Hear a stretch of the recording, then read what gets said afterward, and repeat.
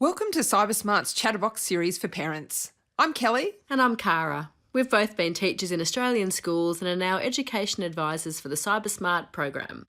Cybersmart Chatterbox has been designed to help parents help their children and whole families to find out how to be cybersmart and to use the internet safely. You can join the conversation and forum below. Today, we are once again joined by our colleague, Gretchen, who is our communications and social media expert.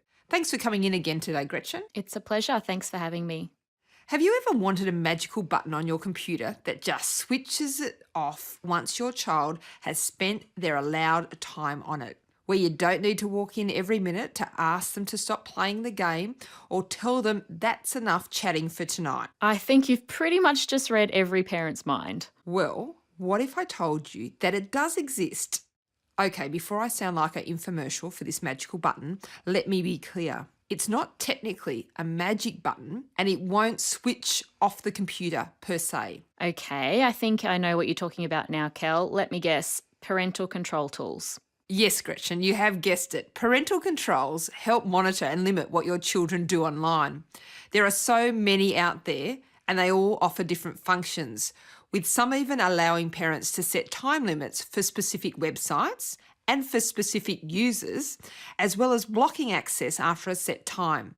That's the loose idea of the magic button I was referring to. Well, I guess that would be particularly handy if you're not at home and you want to limit the time your child spends on a game or on social media.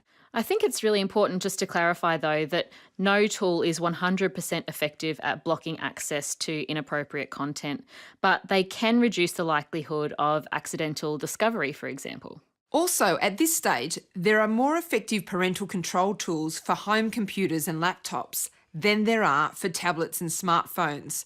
So it's best to ensure additional supervision when your child is using a tablet or smartphone. So every parental control tool is different. Most can block children from accessing specific websites or apps, and they can filter different kinds of content. So, for example, sexually explicit content. Some tools also allow you to monitor your child's usage with reports generated on the sites that they access, the length of time, and the frequency of access.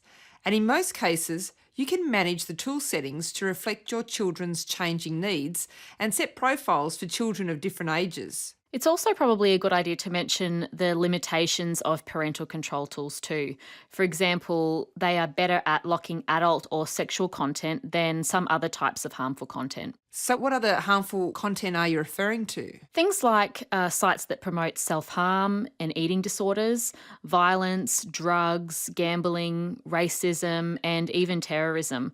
They can also have difficulty filtering content within social media sites and messaging services, including video messaging services like Skype. So I guess it's not really a set and forget measure, but perhaps an effective way to introduce boundaries and start the conversation with your kids around the social media sites that they're using, who they're communicating with, and what they are actually accessing. New parental control tools are emerging every couple of months, so it's probably a good idea to search for user reviews to find the one that is best suited to your family's needs at that particular time. So look for a tool that is easy for parents to install and use, that blocks the content and websites well, offers good reports on which websites have been accessed, and is automatically updated, so to ensure that new websites and content is being blocked. And it needs to be one that can't easily be bypassed by your tech-savvy teenager. We often get asked by parents, which is the best tool to use? And we find this quite a difficult question to answer because there are so many out there and every family has varying needs. It's a good idea to look at recent reviews on trusted consumer review sites and technology review sites and magazines. You might also be interested in a recent study by the European Commission, which provides a ranking of parental control tools tested, including the free tools that are available.